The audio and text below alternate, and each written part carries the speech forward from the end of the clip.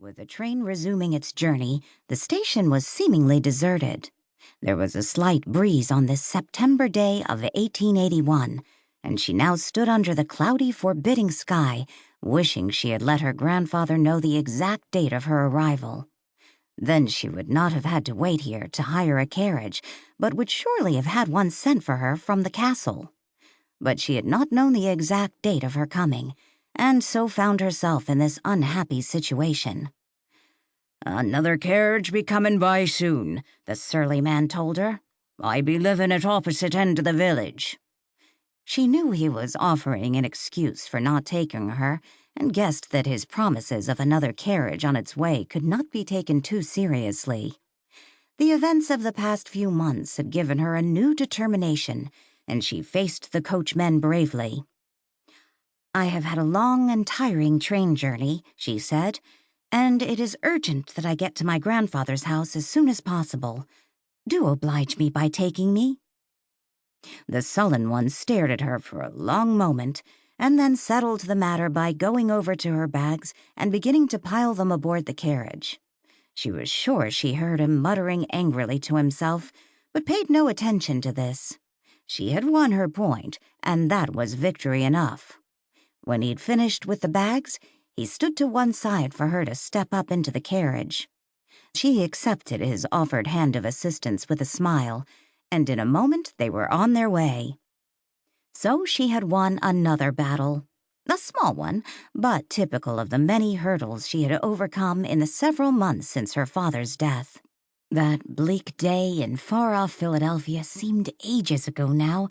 So much had happened since. With a single event, she had been exiled from the security she had known all her life and forced to fend for herself. Not that she had known any great luxury in her childhood or the years following, but she had always understood her mother was a great lady, although to her she was only a fading memory of a wan, smiling woman reaching out her arms from the hospital bed in which she lay to hug her. The hug had been interrupted by a severe coughing spell on the frail woman's part, and as flecks of blood came to her lips, Jan's father had rushed Jan out of the small, shabby room. Jan had never seen her mother alive again, although she treasured the blurred tintype with its reproduction of a winsome, smiling girl that was the only likeness of her she had.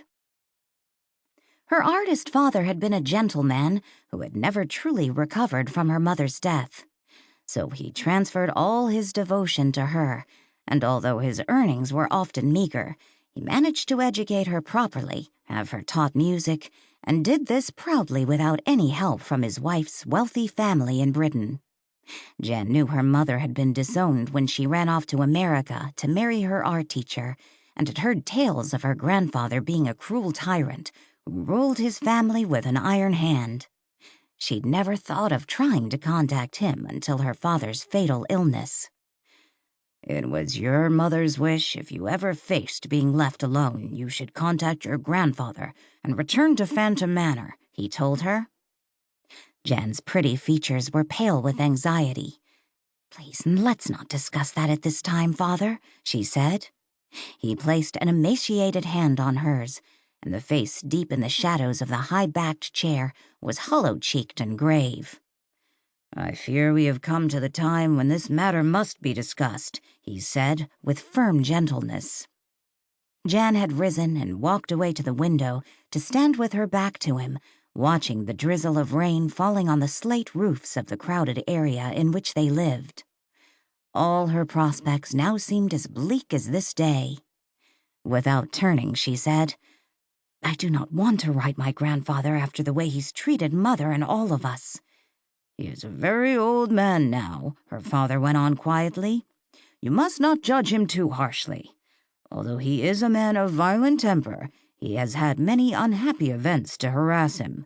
No doubt they embittered his character." Jan wheeled around to stare accusingly at her father.